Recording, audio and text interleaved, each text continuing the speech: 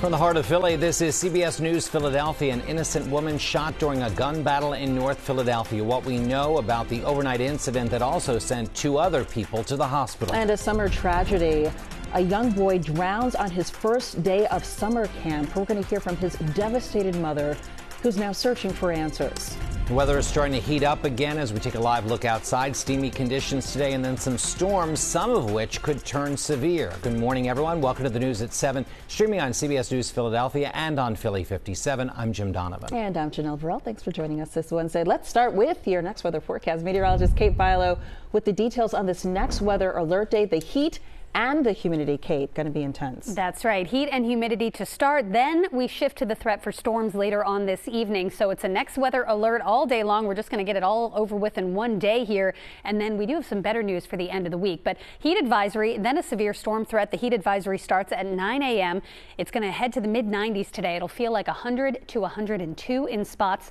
And then later on this evening into tonight, a severe threat. A line of storms moving in likely toward the later part of this range around 8, 9, 10 o'clock. Looks like the kind of the height of it, but we'll have to start keeping an eye to the sky by about 6 o'clock. Here's your heat advisory. It includes the city and all surrounding counties. So Camden, Gloucester, Burlington, Mercer, Ocean County here in New Jersey, Newcastle County, Delaware, Eastern Chester, Delaware, and up into lower Bucks and Montgomery counties in that heat advisory today.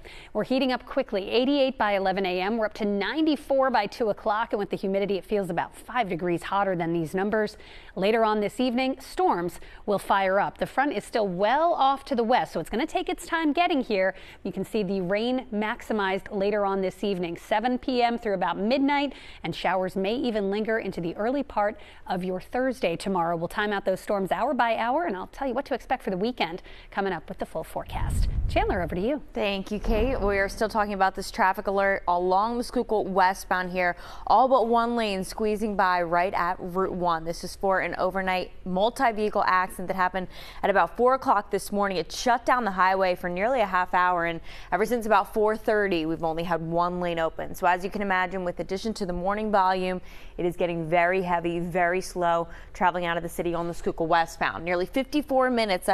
That's what it will take you to travel that short stretch from the Vine Street Expressway up to the one lane getting by right at the boulevard there. Stacked traffic pouring back past Girard Avenue onto even the Vine Street Expressway, the Vine eastbound, very slow moving from 95 towards 76 and into South Philly. So how can you get around this? All exits as you approach Route 1, they are open. You can get off of Montgomery, Girard, or even just think about taking Kelly Drive, Broad Street outbound. Janelle, back to you. All right. Thank you, Chandler. Breaking overnight, an innocent woman sitting on her porch shot during a gun battle in North Philadelphia.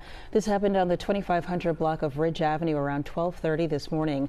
Police say the woman was shot 3 times and officers rushed her to Temple University Hospital. Meanwhile, 2 men were dropped off separately, also at Temple. Also victims of that same shooting. All 3 are in stable condition so far. There have been no arrests. Now to a tragedy at a summer camp in Burlington County. A 6-year-old boy drowned on the first day of camp. It happened Monday afternoon at the Liberty Lake Day Camp in Bordentown. And as you can imagine, that little boy's mother, she is devastated and now demanding accountability.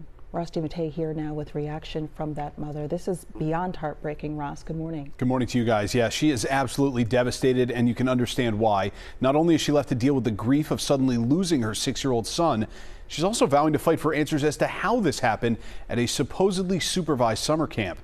So this is 6-year-old Michael Stewart. His mom and Anjali, tells CBS News Philadelphia he was so eager to swim on his first day at Liberty Lake Day Camp in Bordentown that he fell asleep with his goggles on the night before. But according to the Burlington County Prosecutor's Office, shortly before 2 o'clock in the afternoon on Monday, a lifeguard found Michael unresponsive in a pool. Investigators say staff members attempted life-saving measures until an ambulance arrived to take Michael to the hospital, where doctors say he died.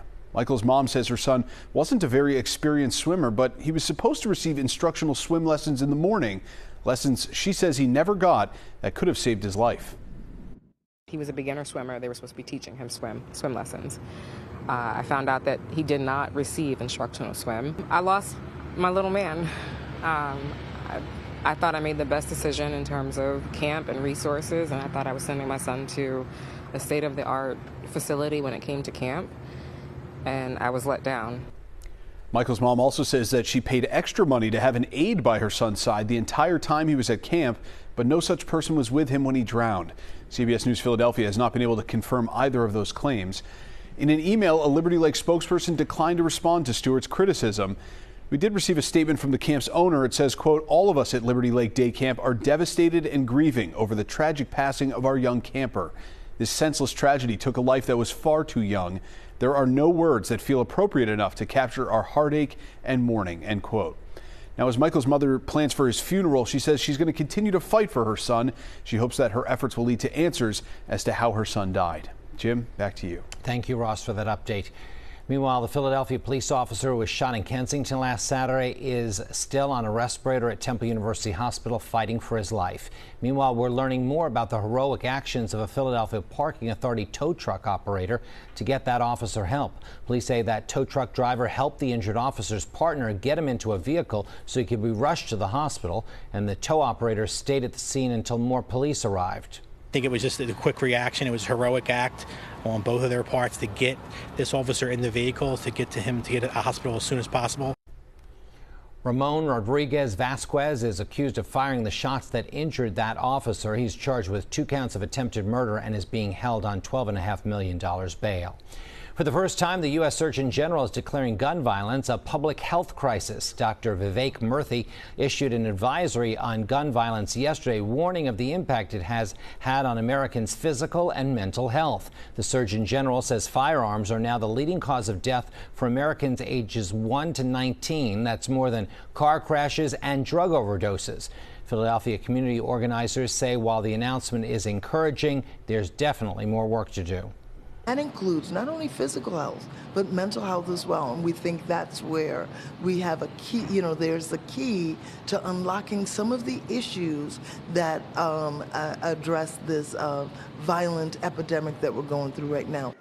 Surgeon General is calling for an increase in funding in gun violence prevention research. Community leaders hope it can serve as a catalyst for change, as a similar warning did for smoking back in the 1960s. Meanwhile, gun advocates are condemning the advisory. Now to an update to a story we brought you as breaking news yesterday morning, a fiery crash that killed 2 drivers in North Philly. This is surveillance video obtained by CBS News Philadelphia. We're on the left of your screen there. You see that sedan, that car, veer into the wrong lane and into oncoming traffic, colliding with another car early yesterday. The car then explodes, bursting into flames. Police say the 46-year-old driver of the other car was ejected. Both drivers died on the scene near Broad Street and West Hunting Park Avenue. One woman said she heard the impact of the crash and went outside as first responders tried to put out the fire. We seen orange in the window. So we looked out the window, seen this car in flames, seen another car over there, person on the ground. So we came out and, at that point was nothing nobody can do. Police have not released the names of the drivers or confirmed whether alcohol may have been a factor leading to the crash. Well, we've heard from dozens of viewers across the Delaware Valley about EBT card accounts being drained, a story we continue to investigate. But meanwhile, we're also learning more about another issue with that same assistance program. Yesterday, the Office of the State Inspector General in Pennsylvania announced public assistance fraud charges against 90 people. That fraud happening in April and May. I think the numbers are somewhere in the neighborhood of 330 filings so far this year through June, and then around $2 million, 2.2, I think, in restitution for those cases. So it's a good amount of work that we are doing to bring anywhere from 700 to 1,000 criminal charges in a given year. In 2023, the state inspector general says more than 600 people were charged and more than $3 million is owed in restitution. And of course, we will continue to investigate. Our coverage continues on CBSPhiladelphia.com, where you can find out what to do if your benefits may have been stolen. We also have resources as to where you can find food assistance.